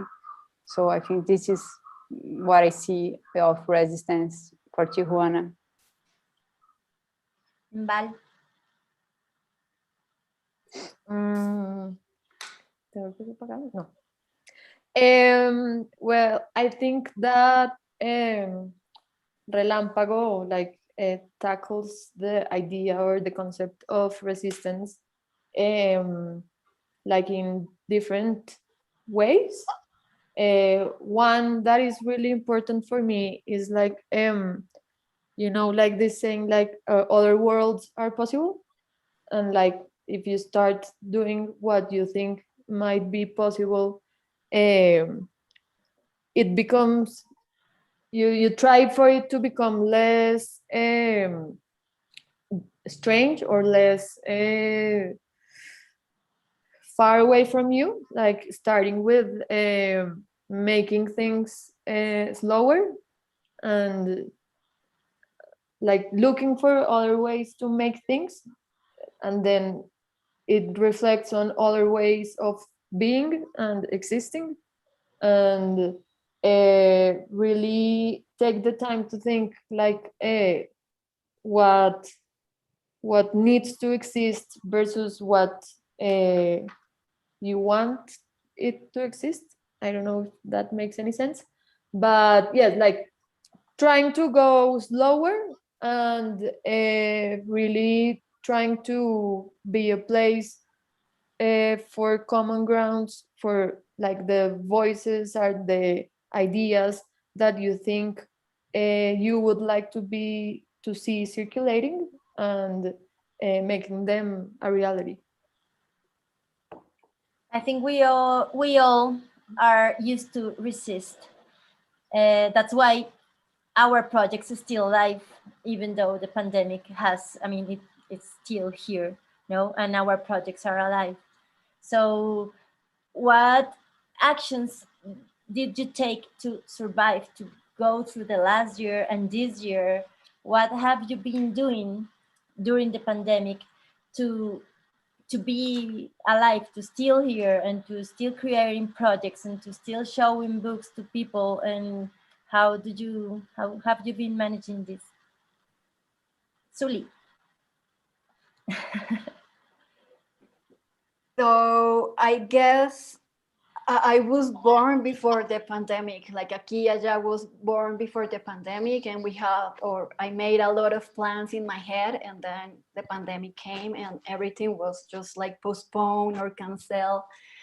So when I started to show in the presentation that I start a study group with people or with a friend, we start to make stories about Colombian history and photography.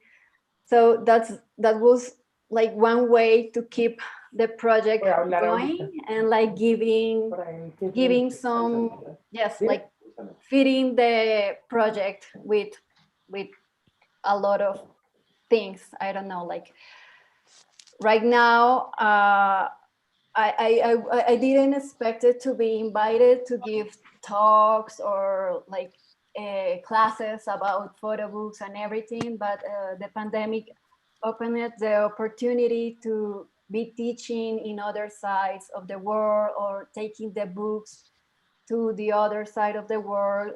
I'm really grateful with the pandemic. I mean, like I feel that let me grow my project a lot. Anita. Well, during the pandemic, as I showed, I started this project, the reading and translation groups. It really helped me to keep my sanity. It's a weekly meeting. So we meet once a week to make the translations collectively. And besides that, last year we had this project I also mentioned before, Formas de la Idea, with Micro-Utopias and Paraguay. That was really like, how can I say, something that came out of this situation, and it was really powerful, like something that came out for a good reason, maybe to make us to make this this work net, this we made an open call and selected 50 projects. So there was a lot of people participating online of the meetings, and each project was collaborated with another one or two other ones in a specific theme for each meeting. And I guess it was a very intense experience to be together. We really felt that we were doing something together, and it was so contradictory in this situation. Like making something together is on one hand is forbidden. So we were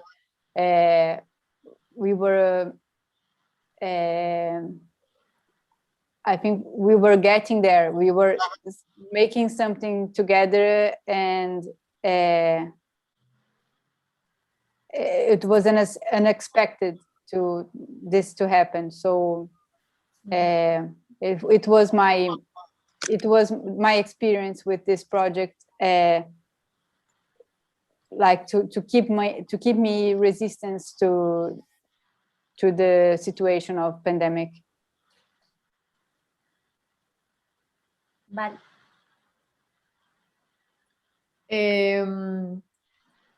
I think that when the quarantines began, like many people, a lot of the reactions were like that, like a feeling that you had to have like a plan B of what you were doing, and like that you have to resolve it immediately, and like that you have to expand and do more. And now that you are in your home, now you have more time, so be more productive or do more, and turn your project to something virtual or digital, because it's the only way. And I think our reaction was the opposite, was to contract and to stop and to think about what are the basic necessities of us and of Relámpago, and just attend to that, and let the rest of the remaining energy that is really low to keep yourself sane and healthy, and go and learn how to cook and do something. And I think that's like an instinctive reaction to being in a pace that was self-exploiting ourselves. And yes, for us the pandemic was more like stop and go back to basics. Thank you, Val. I think it changed a little bit the spirit of each of the project now, because we had the time to think, like to stop, as you say, and to think a little bit about more what we are doing, and if there's a need of a plan B, or maybe be more open to what is coming, and just things will come, because I think you all have done a great job with what you do, so all the things just come, and that's why we are here today. I don't know if someone has a question, or if someone wants to say something, to ask something to one of Valeria or Anita or Suli.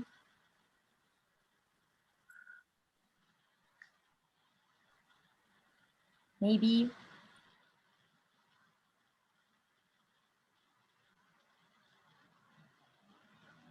Or maybe this is it for today. We also kind of like organized a little bit as a little closure to talk with you, and like, of course, you have shown all of like the power of the independent publishing, and you created like this articulated a conversation where we learned a lot. And as some of my friends, or like you said, what is happening in Colombia right now, and somehow it reminded me to what Anna said about like us writing our own history through publication. We like Maria Paola compilate a series of printed matter that has been done in the last week during the demonstrations and the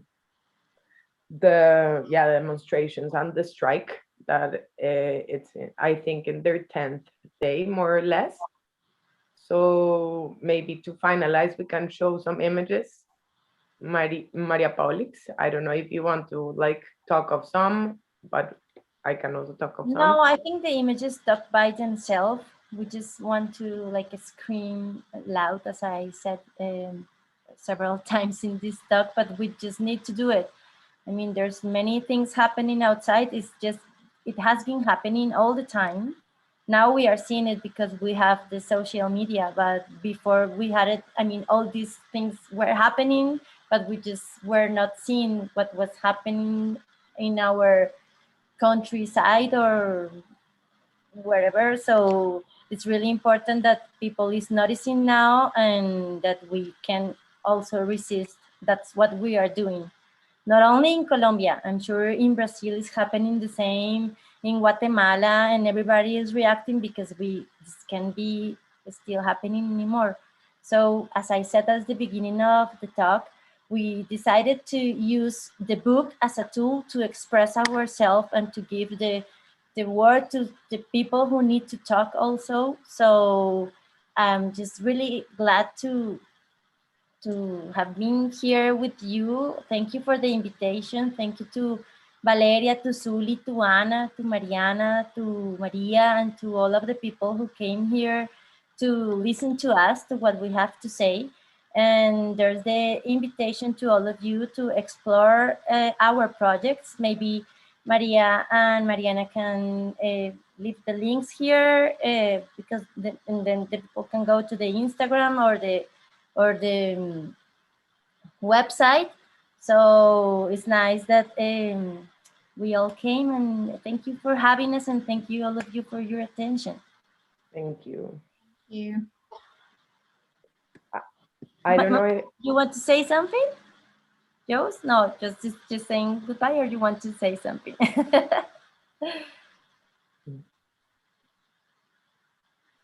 Okay, we're gonna show this things that Maria compiled. If you want to stay and watch some, it is really impressive and interesting what has been done in 1 week of like stopping, because paro means a stop.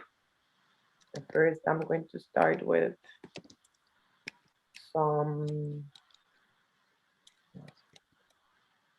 statistics of what is happening in Colombia, and more or less what has been happening in the last days.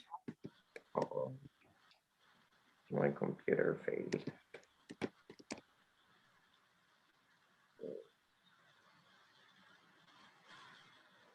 So we have independent media covering, because our media, it's a little bit like biased. And then this is a project, the Misak, with phrases of the Misak, that it's an indigenous community. Uh-oh. From Colombia. I'm sorry if my computer glitches. But it's a little bit old.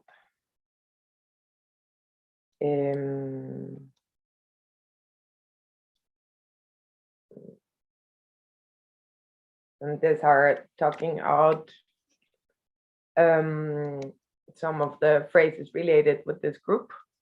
And this is a selection of different things that have been placed to circulate during this moment. This is by Calypso Press, and it has this layout where you can write the name, and it asks the question, why you haven't quit. Here we are the resistance. They are not public forces, they are private armies. The strike does not stop even if the paramilitaries come, is what it says here. And the pandemic separated us, the strike united us. Don't shoot, we are people acting and demanding our rights. The government does not take care of us, we have to take care of the government. In Colombia, the government rapes and murders civilians. To our youth that is supporting the struggle for the dignity of the Colombian people, all of our appreciation, recognition, and gratitude. Friends do get killed. To you who resisted with sticks, who resisted sticks, bullets, and gas hunger. To you, thank you.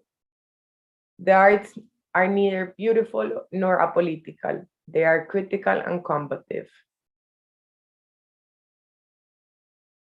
So this was a selection of things that have been printed and had been happening. This is part of Relámpago, for all that unites us against all that separates us. The state steals, the press lies, the police kills, the people build, the people speak, and the people leave. In Cali, Colombia, there is a hunter. This is a little publication that I have here too, that talks about the story of one of the persons who got killed in these 10 days. I can also share it with people if they want to see it, because Cali, Colombia is the epicenter of what is happening. Women do not give birth to sons, daughters for the war. So these are being some things that we collected, and we want to finalize this talk with. But thank you so much. I don't know, Mari, if you want to say something, and Maria, some last words. Me? No, thank you everyone. It was really amazing to work with you and to learn so much. And thank you for everyone who came too. It was really, and yeah, and thank you so much for the generosity with sharing all of the experiences. It is very important. And thank you for being there also, and being open to and being aware of what you're doing so much, because that reminds us that you are like, for me, you're a role model. Like the 5 of you are like a role model for like a lot of things and a lot of resistance, and it fills my heart with joy to have you around, and that you keep working, and that you're staying there doing things without stopping. Thank you, Marianita. Gracias, bebé. Thank you, everybody. Thank you. Have Thank a nice you. evening, and you have Thank a you. nice day. Disfruten. Chao, chao. Thank you, everyone that came. Thank you for Chao. Chao, All of you. gracias. Gracias, Chao. chicas. Besitos. Gracias, chao. estamos hablando.